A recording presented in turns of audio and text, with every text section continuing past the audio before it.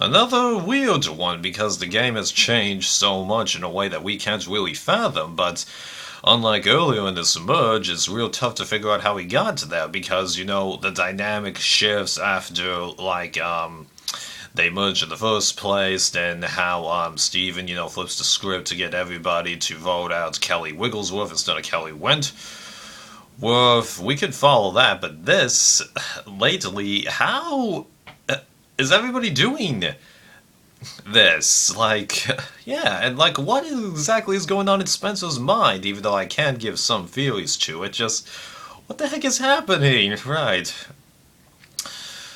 So everyone gets Mike from Tribal after Joe is voted out, and then everybody is, calmly discussing just how easy it was to vote him out, and Keith's just sitting there, completely being ignored, and he's like, "Oh yeah, I had the wool pulled over my eyes here." Dude, seriously.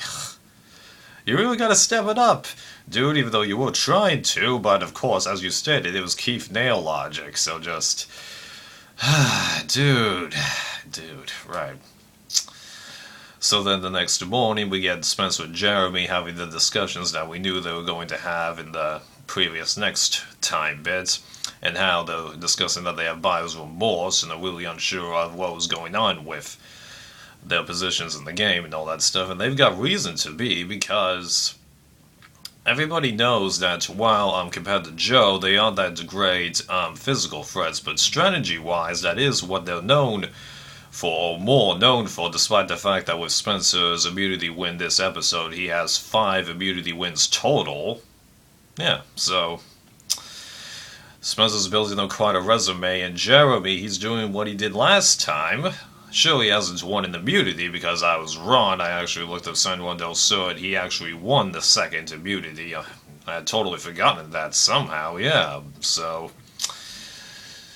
yeah, strategy-wise, these guys are pretty good, and I'm surprised that they aren't really talking about Kelly Wentworth, even though, this episode, she actually wasn't talked about that much. I mean, sure, she got, stuff on the reward, yeah, but other than the rewards, really not that much happened with her, which was weird because last episode it looked like she was in an excellent position, the inverse of Jeremy and Spencer. So I'm getting more and more confused with this edit. I mean, I do kind of like this because it does make it for a more interesting finale, but at the same time, I just can't really decide how I feel about it. It's odd.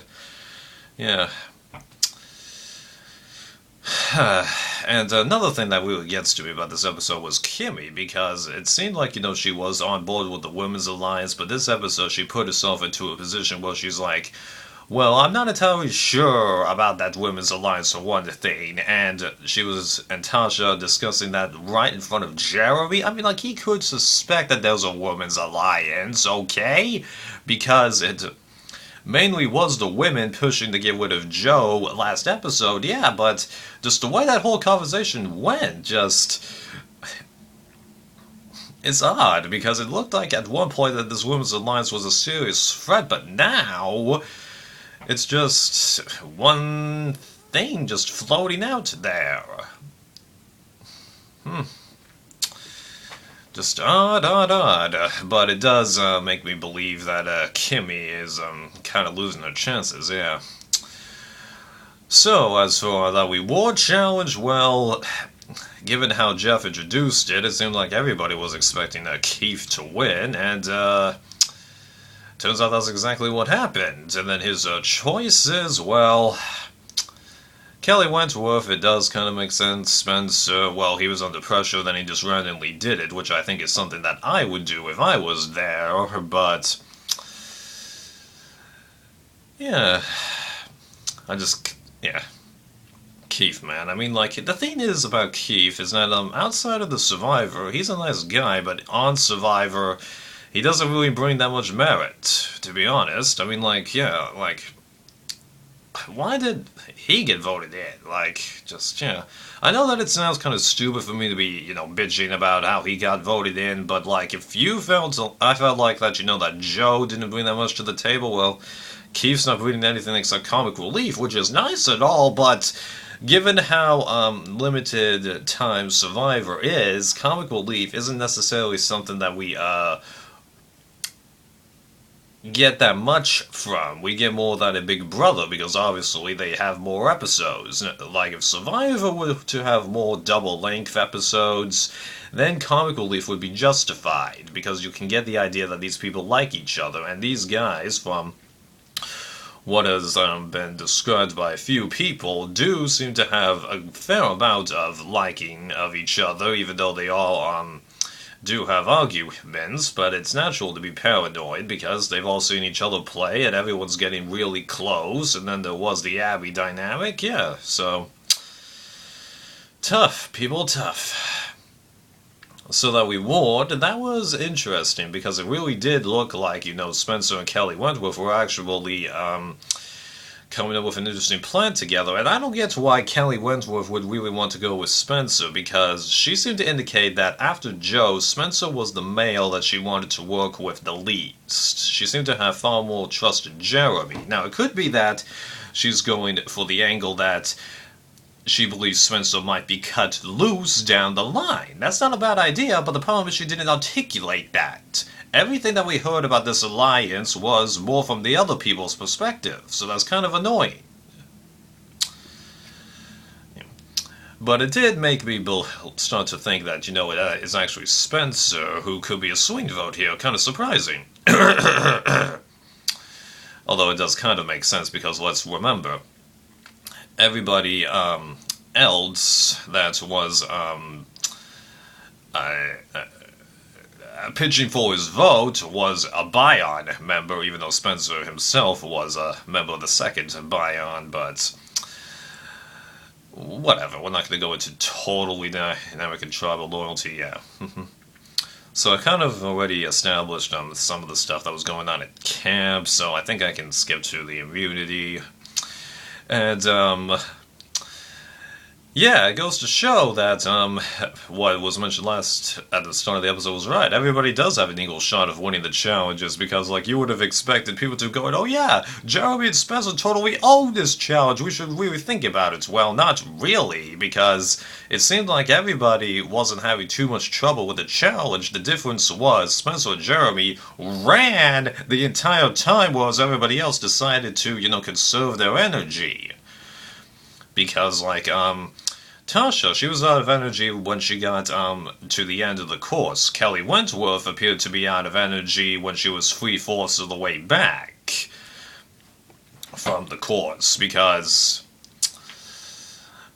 well, when Spencer had actually solved the puzzle, she was actually halfway between the puzzle station and the last bit of the obstacle, so it seemed like she ran out of energy, although Keith actually managed to get to the puzzle bit by the time that Spencer solved it. Look closely and you can see somebody else had the pieces uncovered. Process of elimination, it's Keith, right?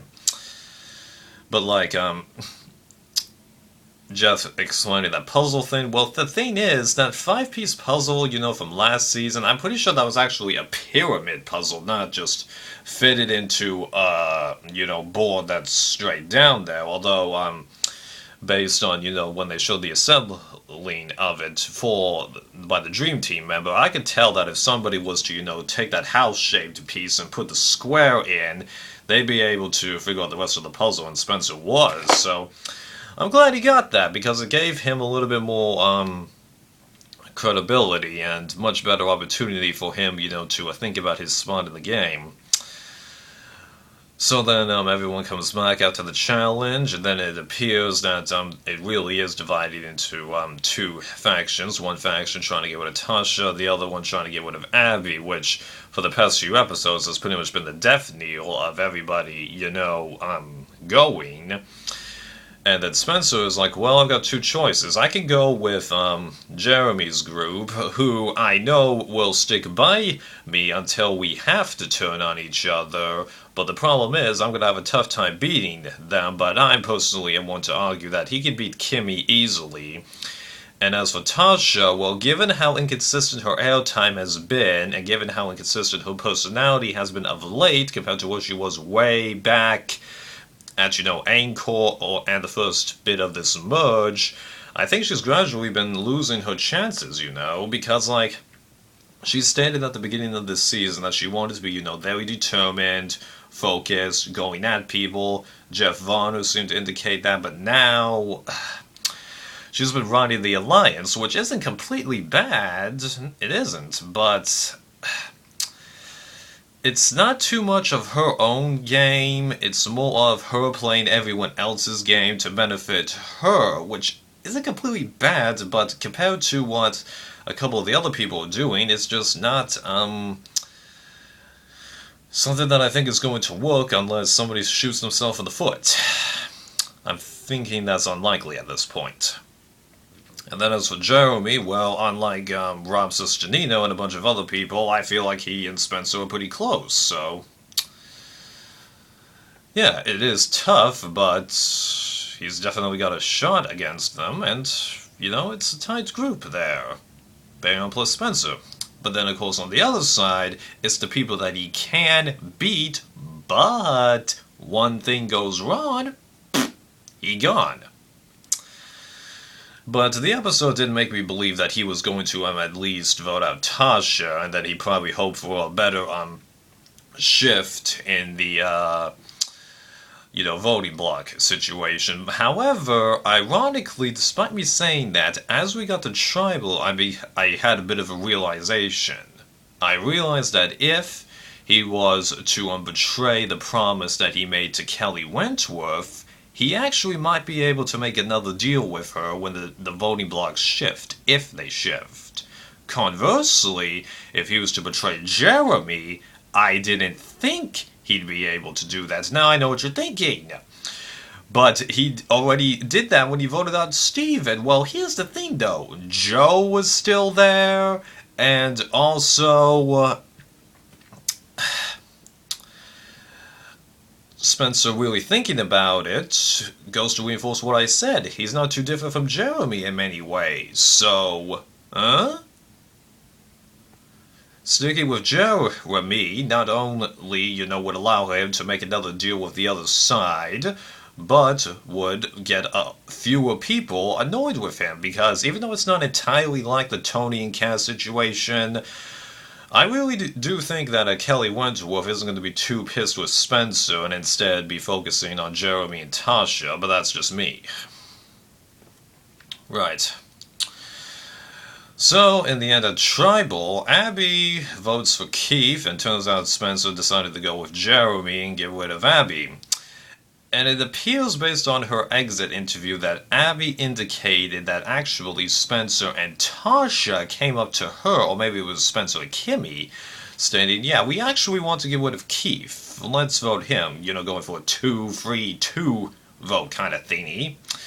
But then they both, decided to stick it to her, so Spencer had his mind made up a good ways before then.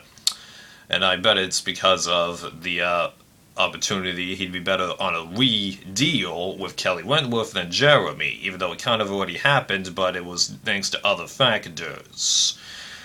And I really do think that Spencer and Jeremy are thinking, if I don't win, I'd want you to win.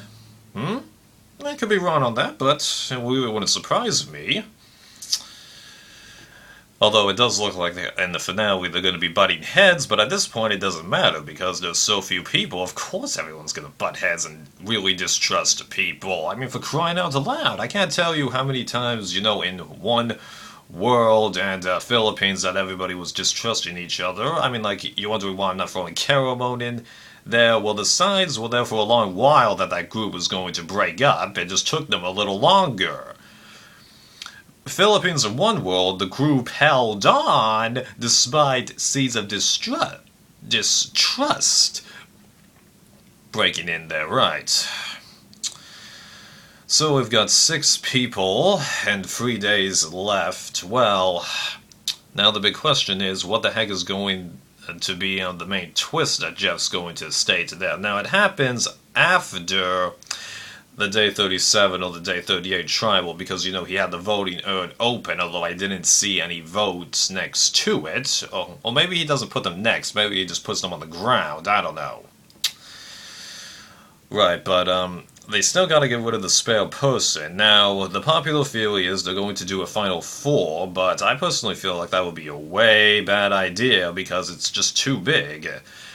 Because here's the thing though, the first several times, with the exception of China, that they did Final Three, it was always when the cast was bigger. So in a way, it is more justified. Because if you're going to make having 18 or 20 people be a regular thing, it makes it much harder to get rid of the spare people, so having a Final Three helps. But having it to Final Four, that's ridiculous, especially since they finally figured out how to have 18 people without a double tribal.